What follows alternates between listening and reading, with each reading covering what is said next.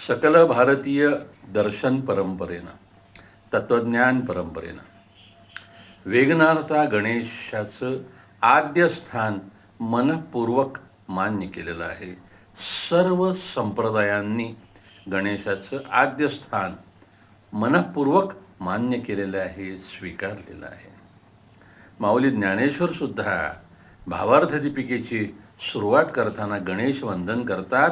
ओम नमो जियाद्या वेद प्रतिपाद्या, देवा तूची गणेश.